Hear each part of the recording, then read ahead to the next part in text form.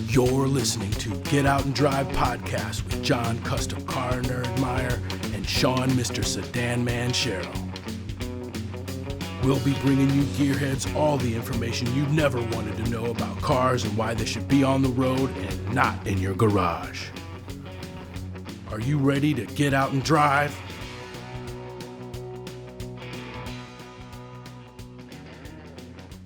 Hey, we're back with another episode of Get.Out.N.Drive.Podcast. I am Shawn, Mr. Sedan Man Sherrill. I am John, Custom Car Nerd Meyer. Hey, John, trucks have really been taking off here lately, it seems like. Old trucks, newer trucks, OBS trucks, right. Chevy trucks all over the place. It's just people are coming out of the woodwork here lately, right. Building these things and driving these things. Oh, yeah. It's crazy. Yeah. It's getting to really be a kind of a community. Oh, it is. It is. It's like everybody's united by trucks. It is kind of like united by trucks. Hey, speaking of that, yes. Today we got Robbie Purser from United by Trucks with us. How you doing, Robbie? I'm doing great. Glad to be here. Yep. Hey, thanks for spending some time with us on our podcast. Absolutely. Thanks for having me. So you have a YouTube channel and other social media, United by Trucks. Yeah. Tell us a little bit about that. Can you kind of give us an overall view of that, if you would, please? Yeah, no problem. So United by Trucks is something that I started alongside my friends about a year and a half ago. Mm-hmm. And you're right. It's a YouTube channel. It's Instagram. It's Facebook. And we're basically just highlighting our road trips in classic trucks, our builds with classic trucks, filming and profiling other classic trucks when we go to shows, and generally just trying to have a good time with our friends as it relates to classic trucks. So like I said, we've been doing this for about a year and a half, and it's myself and a whole crew of other people. I just happen to be the guy that's doing a lot of the filming, doing a lot of the editing, and pulling everybody together. But this takes a huge crew of folks to pull off. And awesome. We love trucks, so that's really what it's all about. Well, that's great. Yeah, we certainly do. Also, I don't know if you've tripped over Shawn's truck. It is Saddle Tramp. Yeah, truck we built a couple years ago. Yeah, a couple years ago now. And very cool. Remind me about it. It's a 68 C10. It's a saddle color, white. Yeah. We dropped it down. It was a long bed. We cut it down to a short bed. It's something reliable, stock 327, just reliable. We could get out and drive in and enjoy. Yeah. So, full that's cool. Goes, and we make sure that we're always out somewhere. I know COVID's kind of put a damper on everything lately, but we had it last year down at the C10 Tennessee show. Southeastern Tennessee show. I think you were down there. Yeah, Southeastern Truck Nationals. Yeah, that's a big show. That we were down there last year. And we did make it down this year. Had other commitments we had to do. Yep. And hopefully we can get back down there next year, though. Yeah, definitely. That's a good show. Definitely. Oh, it's a killer show. Yeah, for sure. So how did United by Trucks come about? I mean, where did the idea of the spark come for that? Yeah, well, I think I've got to sort of even take it back a little bit before I started the channel. So, I actually started out in the mini trucking scene, which is where, a lot of folks who are my age and into classic trucks and into classic vehicles now, they started probably with a mini truck. My first truck was a 96 S10. My first classic was a 67 C10 short bed step side that I got when I was 18. Sure. Okay. So that kind of set in motion, me just loving these trucks and being into these trucks. And I took a little bit of time off when I was in college, but as I got a little bit older, I got a little more financially stable. I thought, hey, I should get another truck and get back into this, something that I really love. So about a year and a half ago, I started just a simple, super basic YouTube channel called Whitlock Garage. And it's called Whitlock Garage because of the area that I live in. So I'm currently at home right now, and the area I live in, it's called Whitlock Heights. And I was living in a different house at the time, but just doing simple mods because I'm no welder, I'm no fabricator, anything like that. I was just doing simple bolt-on stuff that I could do in my garage, and then getting together with my friends to do the more, advanced stuff. We all seem to bring a different types of skills together, as most friends do in the garage. And so the channel kicked off in November of 2018 as Whitlock Garage. And I started just feeling this sense of unity around trucks. I mean, everywhere as the channel began to grow, people were telling us how we were inspiring them to do things in their own garage and inspiring them to start, YouTube channels. And the tagline "United by Trucks" started to work its way into my little intro on the YouTube channel. Wow. Well, Okay. after about 6 or 8 months, I just thought, I don't need to be calling this thing Whitlock Garage. This thing needs to be called United by Trucks, because that encompasses everything that we're doing. So that's how United by Trucks was born, and it has literally been UBT ever since. Nice. Oh, very cool. That's a great evolution story that works out great.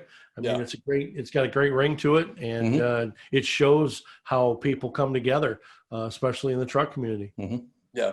And I think you see it, you've got the first gen Camaros, you've got, those were strong and have been strong for, 30 years now. And I think we're really starting to see that the classic trucks, whether it's, pre-47 all the way up through, even the OBSs and even newer model trucks. I mean, I have a love for newer model trucks as well, particularly as it relates to Duramax powered trucks.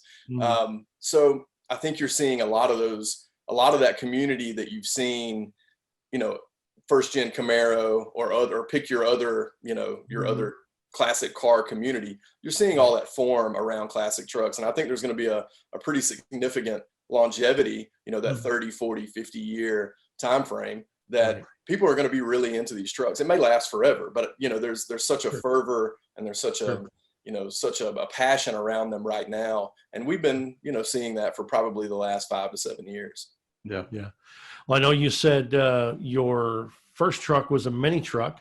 Yeah. If you want to certainly take us back to that and talk us through to now. I mean, if you can. Yeah. So I have no idea what number of trucks I've owned since that time. I've owned somewhere between 15 and 20 right now in all various conditions. Right. But the very first truck that I got was a 1996 regular cab, short bed, pretty base model truck, but it had bucket seats and a 4.3 with a 4L60E in it. Okay. So that little thing would fly. I mean, me and a buddy could lift up the rear end, so it would just blow the tires off anytime we, got in it, which is, I'm sure my parents didn't expect that when they were buying this for, helping me get this when I was 15 years old. But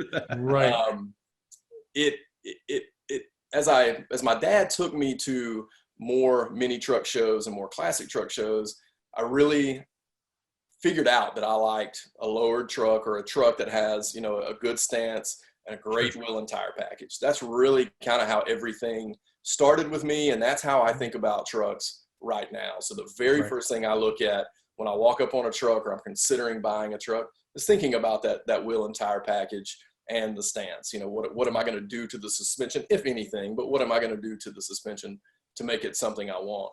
So that 96 S10, that was my first truck, we got it lowered down. I think we lowered it, 3.5 or something like that. Did a spindle up front and did a block.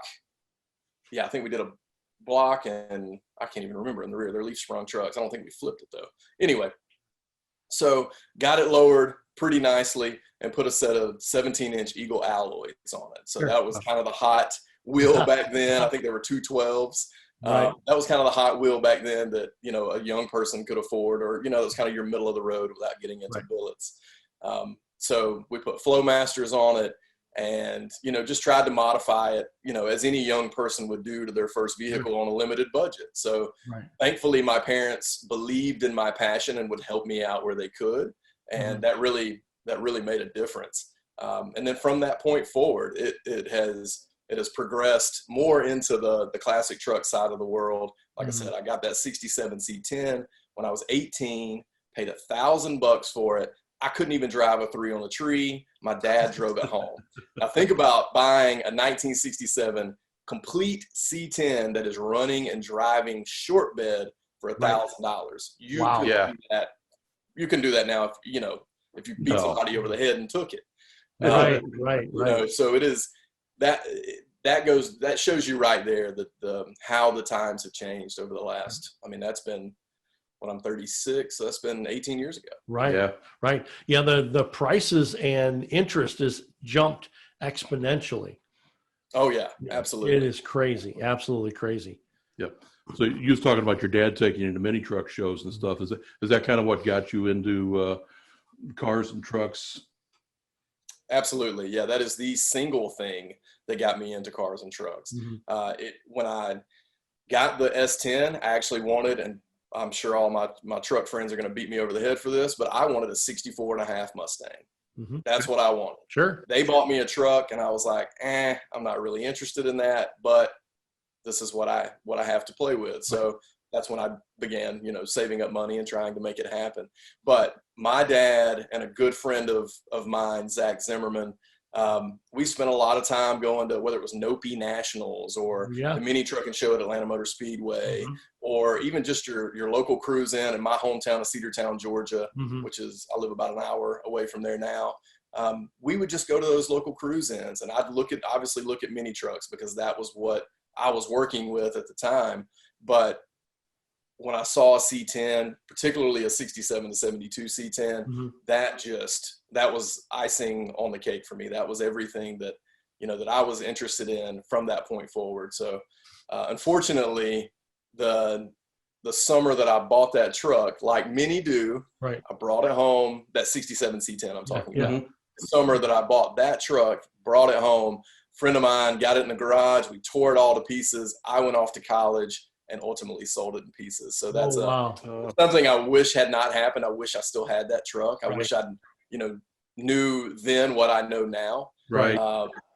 But it still was that spark to really say, hey, once I get through college, once I'm able to do this the way I want to do it, I know what I want. So. Any influences or mentors or people that have kind of helped you get along to where you are now? Oh gosh, there's a very long list of people that have helped me get here. Like I said, my dad, Zach Zimmerman, those are two of my hometown friends that really sort of nurtured. Zach gave me my first ride in a lowered square body. He had one that was just flat out on the ground and 15-inch torque thrust with a hopped up 350. That was my first ride in a C10. But I got folks now like Brian Harrison, Harrison's Rod and Custom, cool Jesse dude. Vaughn up at level 7, who's more on the on the racing pro touring side. Those are people who are doing great things, and I'm trying to learn from them, obviously, because I in a lot of instances I end up being the guy with the camera, or I end up being the guy with the wrench, but not the guy with the welder, or not the guy who's doing some of the fab work. So that has the influence that they've had on me over the last couple of years has really been great. So we always ask our guests, what did you take your driver's test in? Was it that little S10 that you had? It was that S10, yes. Okay. And the great thing about it is when it came time to parallel park, that thing was so short, I had no problem. I mean, a regular cab short bed S10, that thing was tiny. Yep. That's awesome. What kind of trucks you own now? I mean, what's your personal stuff? What are you rolling around in? So my most recent purchase that I love, and you can actually see the front of it sticking out through that window there, is a 86 crew cab C30. That's pretty well original. It's had one repaint, got a little bit of rust down low, but it's got 70,000 miles on it. I bought it with 68, and I put 2,500 on it because I've been getting out and driving it over the last couple of weeks. So that is, that's something that I really love this truck. I can throw the family in it. I can hook up my Airstream to it, or I can hook a trailer to it and go. It's a 454 turbo 400. A couple other trucks that I have here. I've got a Blazer that we call UBT K5, which was a 4-wheel drive Blazer that we took and put a 2-wheel drive chassis under, airbag chassis. LS swapped it. It's original paint-ish, and kind of refurbed it for a big road trip that we did earlier this year. But I think the truck that probably means the most to me, and I'm looking this way because I'm looking literally in my carport right now. You have to. The truck that means the most and really gave me the confidence to start the YouTube channel is a truck I call Teddy, and it's a 68 GMC short bed heavy patina truck that we built for Hot Rod Power Tour in 2018. So my dad and I and another friend, Evan Dobbins, actually got in my garage where I started Whitlock Garage and built this thing. Ron Folks, who we call TTR, Rick Cheeseman, and even John Padgett at the time were instrumental in helping me get that truck together. And we did it in 68 days, which is kind of funny, 1968. Put it together in 68 days. And then, you know, I drove it around in my neighborhood 5 days before we left. It's LS powered. I drove it around 5 days before we left. Didn't even have a bed or a front clip on it. We put all that on it, and then I left with my dad on power tour. Wow. So that was really in 2018, the thing that said, hey, you don't have a lot of all these crazy skills that these people have that are building these unbelievable trucks. Right. But you got enough skills and resources and friends, which is the best part of it. Sure. To put something together and it be reliable enough. I've had zero issues out of the truck ever since we put it together. A good community of people behind you. Yeah. That is always helpful. You know, if you don't have the exact hands-on knowledge, you can learn and have somebody help you and just learn while you build the thing. So Robbie, you was talking about building Teddy for the Hot Rod Power Tour. You said it was pretty reliable throughout that. Do you have any other breakdown stories from previous builds or such? Yeah. Super fun stuff, because we usually take something and we'll build it like madmen, drive it around, no parts fall off, and we're on this 200-mile journey. Are you that dumb like we are? Yeah. Yes, I am. Okay. Yes, me and all my friends are. That's right. That's right. Yeah, I think that's probably one of the things that I enjoy the most, and obviously why I want to come talk to you guys about this. But I want to drive my classics. I want them to be built. They need to be functional. They may not be pretty. They may not be, you know, the best parts, but the combination of parts, I need it to be functional. Right. And I was talking about the Blazer earlier. That's something that we built throughout the end of 19 and then into 20. And then we road tripped it to LST, which is Lone Star Throwdown. Okay. So we spent, you know, a little bit of time in 2019 getting the chassis ready for the body to be swapped onto it. And it's an airbag chassis with all AccuAir air management. It's an LS powered drivetrain as well. But we, for some reason, I don't know why we like to do this, but waited to the last minute, 45 days out from LST, which was in late February, before we decided, hey, we're going to put the body on this thing. We're going to get the interior done right. We're going to, you know, get all the wiring done. Why not? Yeah, so it is, and I do not recommend doing it that way because especially if you're doing it with your friends and you're relying on, you know, this group of people to help you get to the finish line, because it wears people out. It wears everybody out. Sure. And so anyway, it provides for a great experience, though, in that you don't really have a whole lot of test drive time. So we put this thing together. You know, I'm coming off of this. We put Teddy together. This, you know, '68 GMC with a 5.3 and 4L60, 0 issues, and we did that in my garage. You know, now we have a shop. We have a little bit more, you know, resources at our disposal to help us get these things done a lot more quickly, like a lift. You know, never had a lift before. That was pretty awesome. So we put this thing together and leave on I can't even remember exactly what day it was. I think it was Thursday. And it's a 14-hour drive to Conroe, Texas from Atlanta, Georgia. So we put it together on a Thursday. I had driven it around the Monday before, like actually been out on the road thinking, okay, let's shake it down a little bit, figure out, you know, what might be the hiccups or the impediments to us getting all the way to Texas. Didn't have one single issue. So, of course, Thursday morning, we load that thing up, and it is pouring down rain. We had partnered with Street Trucks on a big cruise out to LST. So we had a gaggle of trucks waiting on us at the varsity. And the first thing that happened, we got a half a mile from my house, and Ron, my buddy, we call him TTR, he has an 85 or 84 GMC square body that's been LS swapped, and we did all that on the channel. We call it Pecos. Sure. And one of his little O-rings on his fuel rail actually ruptured and started spewing fuel half a mile from my house. Nice. So I was like, wow, is this how it's going to start? It's not necessarily the Blazer we just built, but we're already having issues on on a truck that's pretty tried and true and tested. Right. But we get that handled. We're running an hour and 15 minutes late. We get to the varsity. Everybody's there. Say our hellos, start pulling out. And I get across the intersection in downtown Atlanta from the varsity and all power. I just lose everything in the Blazer. I mean, everything. Wow. And I got 3 other people in the Blazer with me, and there are trucks everywhere. Right. We're all trying to get on the interstate and do that whole situation. Yep. People pulling trailers. So we pull over. There's like 15 people around trying to figure out, what the issue is. Right. We start checking fuses. We're purging the fuel system just to make sure some air hadn't got into it, right. even though it didn't really make sense. And that's kind of what we thought it was in the beginning. Right. But a buddy of mine, Wesley, messed around with the fuse box, and it wasn't 30 seconds later, the thing fired up. And we're like, God, maybe it was the air in the fuel system. So we were just really unsure. Right. Didn't matter though. It was running and we were rolling and we were already running late. So we took off. We get 11 hours down the road, no issues whatsoever for 11 hours. And we get to, I can't remember that. Denham Springs, Louisiana, I believe it is. I think that's the town it was in.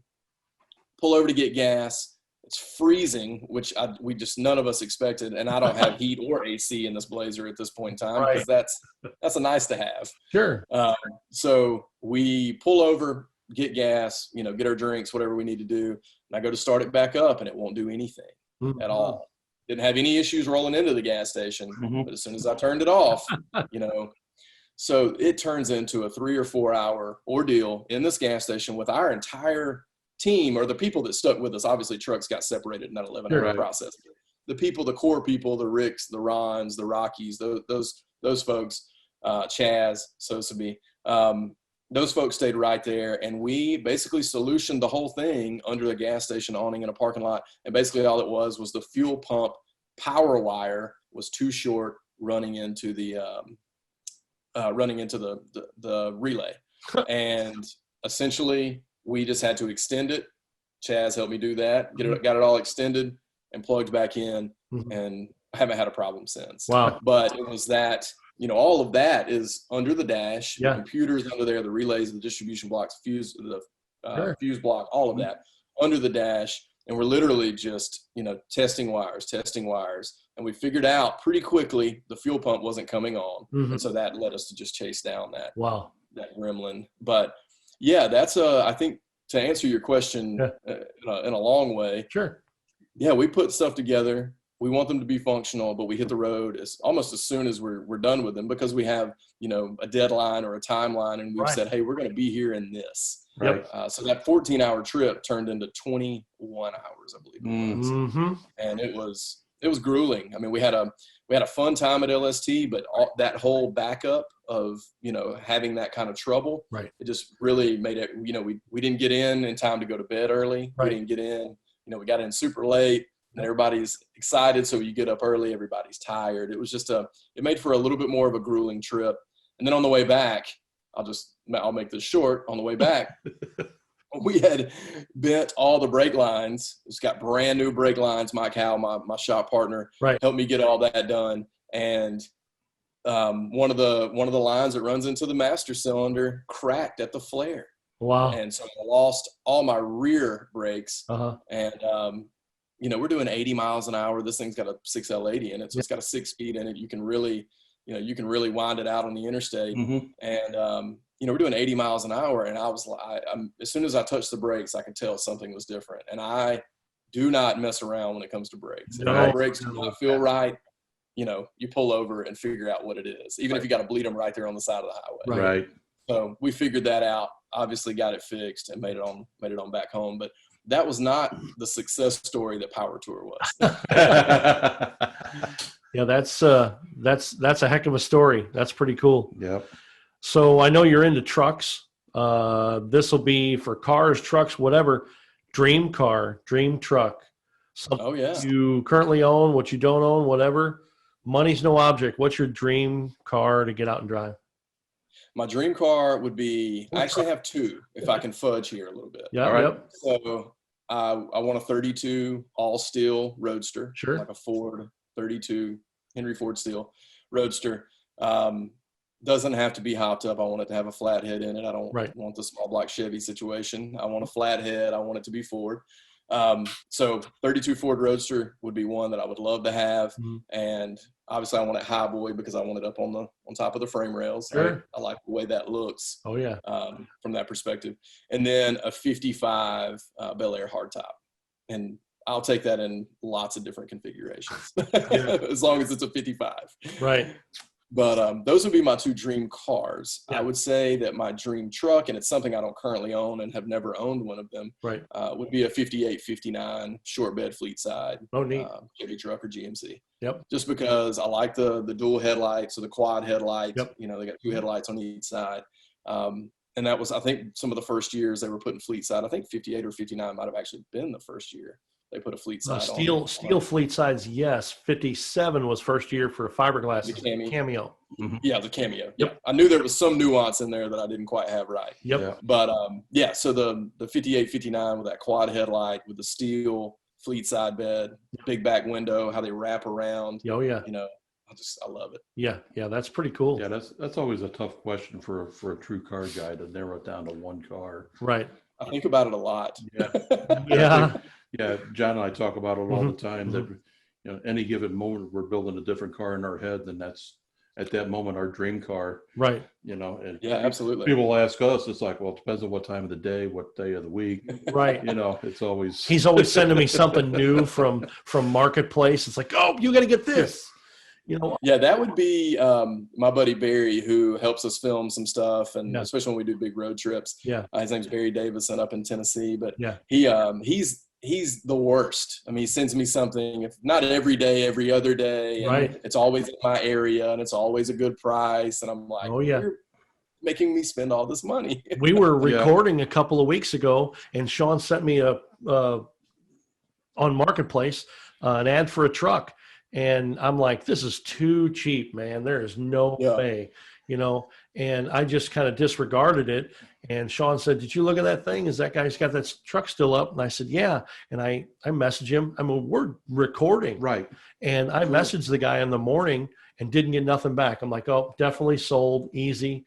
The guy sent us back that this is, let me see, was probably 3:00 on a Sunday. And we're in St. Louis. This truck is like a stone's throw from Missouri border in Arkansas, but it's in Missouri. Yeah. Yep. And so it's 5.5 hours away. And the guy's like, oh yeah, I still got this. I turned to my wife and she's like, why are we still recording? Why are we not going to get this truck? Cut this now. Let's get in the truck. Yes, put this down and go get the truck. So we loaded up the trailer, hauled ass down to this guy's place and picked up a Roundeye 76 C10. Yeah. And it still has mud all over the thing. You could not see through the windshield. It is mud, barn dust. Straight out of the barn. Yes. Yeah. No kidding. Oh yeah. Just a mud farm truck. And from the area, they got paved roads around there somewhere, but I didn't know if we drove on them. Yeah. You know, but it was a farm truck, a straight up farm truck. Yeah. Get there, pick the truck up, get back, climb into bed at 2:00 in the morning, get up and go to work on Monday. Yeah, get up and go and work on the next day. Right? Yeah. But those are the adventures. I mean, you know, that's you're sitting here telling me that right now, right? Because it's a memory. It's something that has been burned into your brain, and that's what we're about. That's what UBT's about. That's making them kind of and we're looking at each other. It's like we're idiots. We should never do this again. Right. Guaranteed. Tomorrow. Next weekend we find another truck. Right. Hey, you want this? Yep, let's go. We're ready to rock. That's the next truck, the next square body C10 that you'll see on our podcast on our channel. Its name is General Crustard. Appropriate name. It is a dilapidated tan Roundeye 76, and I think it'll do very well. I think you're right. I was gonna, as soon as you mentioned Roundeye 76, I own one of those as well. Yeah, that's probably in worse condition than the one you're describing, but it has gotten, you know, it used to be it was 60 to 66 trucks, and then it was 67 to 72s, and you know, I'm really into 67 72s, even though I currently own a bunch of square bodies. Right. But it has gotten much more difficult to find a barn find or a field find or a clean Roundeye square body, and even 81 to 87. But Right. it has just gotten so much more difficult. And if you do find them, they are $10,000 plus, which used to be able to, I mean, it wasn't 3-4 years ago. That same truck you're describing, you could probably get it for $1,500 bucks, or $2,000. Very much so. And it's just a different time. And I oftentimes, or at least recently, because we put such an emphasis on square bodies and GM classic trucks, even though we're about more than just GM trucks. Right. I get, UBT gets blamed for driving up the prices. And I mean, obviously I think that's ridiculous, but there has become such a spotlight on that style of truck, in particular, the Roundeye square body, that the prices have just really gone up. People are watching you and people are seeing what you do, and they're buying these trucks and they're flipping them for 10 times the money or whatever. That's your followers. Yep. Yeah, that's great. That means you're making waves and you're doing a good job. Yeah, that's true. Well, thank you. That's good. So you've been to a couple of shows this year. I know I've seen your adventures down at Battle in Bama. That was also an adventure. Yeah. It had a little bit of problems with the AC generator. AC generator. Yeah, it was. That was a different kind of. That was actually, the truck performed flawlessly. It was it was the camper I was having issues with. Yeah. How are the shows this year with all this COVID stuff going on? Is it? Yeah. So we've not been able to make it to a lot of shows yet, but. Yeah, and I'll be honest with you, I have struggled with it tremendously. Right. Okay. We're taking it very seriously in my house. Right. We have my wife's parents. We have there are medically fragile people around us. Thankfully, I get to work from home, whether it's UBT or my actual day job. My wife does as well, so we can limit exposure that way. But to put it frank, there's a certain amount of risk that we were willing to assume to go to some of these shows, and there have been a lot that we have not gone to. There have been a lot, and I continue every single day. I'm asked about a show or if we're coming to it. Yep. And we've just taken this strategy. There are a couple of key shows throughout the year. We're willing to assume that risk. We wear masks as much as possible. Sure. Hand sanitizer, social distance as much as possible. But you have a lot of folks at these shows who have entirely different opinions than I do, or than the rest of the folks who are there, and do different things, and that's their prerogative. And I'm the one that's entering, that environment with maybe a little bit different opinion or understanding of COVID. So it has, to put it frank, to be frank, it has been a struggle. It's something I've toiled with. I've even come home from shows and been like, I'm not doing another one this year. Wow. Just to put it plainly. Oh yeah. But I just have to put a little bit more trust in the process, and wear the mask where I can. Obviously, I don't do it during interviews or something like that if I'm filming, an interview at a show. But if I'm in the booth and I'm selling a T-shirt or I'm communicating with somebody, I'm trying not to shake their hand. I've got hand sanitizer everywhere, and I'm from the South. I want to shake everybody's hand. I want to hug your neck. I want to do all of that. So that's been a struggle too. But I think our strategy has been, pick the key shows that you want to attend, especially from a regional perspective, right, and be as safe as possible. That's part of the reason I got the camper. I didn't want to stay in hotels. I was doing Airbnbs, and we decided, to invest in our Airstream. And so I've been taking that, and Battle in Bama was our first time to take it to a show that we didn't have any hookup. So we had nothing but generators. And I tested it out at home. Everything worked flawlessly. For 8.5 hours. Of course it did. And in Battle in Bama. And then at 2:30 in the morning, it decided it was not going to work flawlessly anymore. Of course it did. So it just kind of set it changed the way we had fun and enjoyed that show, I should say. Gotcha. True. Future of the industry. I know we talk about evolution, and you can no longer buy a $1,500 square body. Where do you see this situation going? And is United by Trucks doing anything with the next generation to get people interested in trucks? Are you doing anything with the next generation and trying to get them involved? Yeah, so I think I'll tackle the last part first, and I will say there's so much more that we can all be doing to bring younger people into the mix. But YouTube, podcasts like your own podcast, that's going to do it. That's where younger people are, especially those who are getting into that college age range and getting a little bit older. They're definitely listening to podcasts and they're watching, their favorite topic on YouTube. What I try to do, particularly, I had a series called "What's in My Driveway," where people would come to my house who were local to me, and I would film and interview them about their truck. And I really use that as a spotlight to try to highlight as many young people as I could. And even in the Battle in Bama video, I highlighted a young man named Cody Castles, who's got a killer 76, Spirit Edition step-side truck that is gorgeous.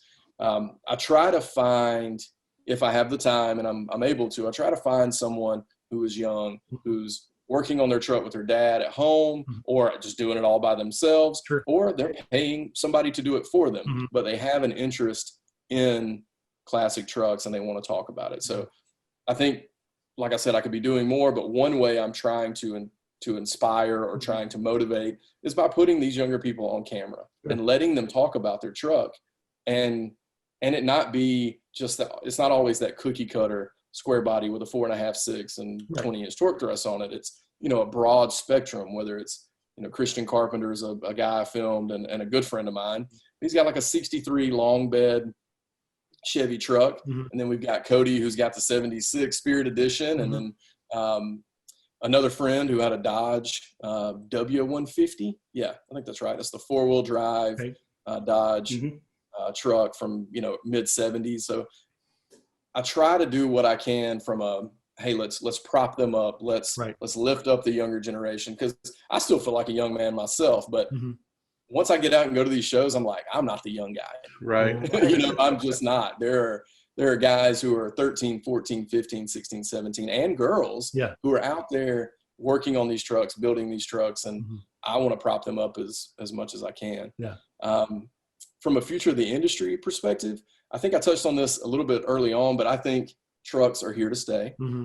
If I have anything to do with it, they will continue to be here, here to stay. But it is, I think we're in that first gen Camaro kind of time frame where we're looking at, closer to a half a century where people are really going to be engaged in trucks. And I'm not talking just about C10s or just about GM trucks. There is so much going on in the Ford industry, from F100s to F1s, all the Ford trucks. You're seeing folks like Fat Fender Garage really get in there, and even ArcLight, Aaron Kaufman, get in there and try to create products for those who just love Ford trucks. And I've got a 61 unibody myself that I'm super passionate about. It's just so foreign to me because I've always worked on GM trucks. I have not really jumped off into messing with it yet, but I've got plans to buy another Ford truck because I like them also. Even though I grew up in a GM sort of environment, Ford trucks are just cool. Ford classic trucks, Dodge. I mean, the swept-line Dodges. We've got folks like, I think he goes by Slammed Ram on Instagram, but he built the coolest, I want to say it was a 64 swept line that I have ever seen. Just an original paint, laid out, beautiful chassis work. But there is, I think what you're seeing right now in the GM truck world, that is obviously bleeding over into the Ford world, and I really, really hope, and I think it will, that it bleeds over into the Dodge and Mopar side of trucks as well. So I think in short, future of the industry, it's going to continue to grow from a truck perspective. I think you're going to continue to see more and more players in the game, and I think it's here to stay. It's something that's going to be around for the next 30, 40, 50 years. Awesome. Yeah. I'm going to have to agree with you on the Ford trucks. I mean, I love those things. And I just have this big desire to build a, mid 60s on a Crown Vic chassis. Oh yeah. And daily it. I mean, oh man. Yeah. I want to do that so bad I can taste it. Right. We all have the bad I wants. Yeah. The KC I wants. Yes. Yeah. And I'm a GM guy, but I just want one of those real bad. Oh yeah. Yeah. A good friend of mine from the Ford era, his name's Solomon Lunger. He's been affiliated with Street Trucks and Unibody. Was it Unibody Union? Yeah, Unibody Union. Okay. He'll kill me for not getting that right. But Unibody Union, the Ford era, he's had a number of unibodies that he's done that exact same thing, where they do the Crown Vic swap on the front end, or they just swap the whole entire frame, floor pan, and everything from Crown Vic. Just set the body down on it. And they've had really good results with that. And I've actually ridden in one, and you would have thought it was a stock vehicle. It did not feel like a lowered classic truck. It definitely rode much more like a stock vehicle. Wow. So wow, that just feels plenty of ways to get that done right now. Great. Now you're just adding fuel to the fire. Yeah, let me get on Marketplace here real quick. Yeah, right. We'll just take a brief moment, an intermission where we can all get on Marketplace. Right. So it seems like all car guys have some sort of extra thing they collect, car related memorabilia, Hot Wheels. Do you have anything particular you like to collect? Other than hubcaps on the automotive side, and I guess, just a plethora of truck parts that I think I'll need, Sure. Yeah. For trucks I don't even own. Right. But it is, my wife likes to tell me I have very expensive hobbies. Oh yes. So yes. The other one that I have scaled back quite a bit so I can help obviously fund, UBT and all that we're doing here, but was guitars. I play guitar. Wow. I played guitar since I was 8 years old. And not only do I have these expensive hobbies, and I want, and think I need sometimes the most expensive guitar. Right. But I have scaled that back quite a bit. But yeah, guitars would have to be it. If I had to name another thing that I was really interested in and also takes, quite a bit of money. But I put trucks ahead of guitars right now. Is everything across the board the same now? All of our listeners can get a hold of you, get in touch with you, and view your channel and follow you on social media. Go ahead and plug away. Yeah, so it's United by Trucks on YouTube, United by Trucks on Facebook, Instagram. Those are the three platforms we're the most active on, but it's United by Trucks all the way across. Okay. On Instagram, it's United_by_trucks, that whole confusing thing. Sure. But yeah, it's United by Trucks all the way across the board. When I changed it over from Whitlock Garage to United by Trucks, I put a poll out there asking, my viewers and the audience that watches what we do, what their thoughts were. And it was overwhelmingly change it all to UBT. So Great. That's what we did. But had a fun time talking with you today. And hopefully we'll stay in touch. And when you come to St. Louis, we'll hang out for a little while. Yeah, that'd be great. I'd love to catch up. Yeah, that'd be awesome. Thanks for spending time with us today. Thanks, man. Absolutely. Thank you. Hey, Robbie, what drives you? Cruising down a back road in my 68 GMC, about 65 miles an hour with the windows down.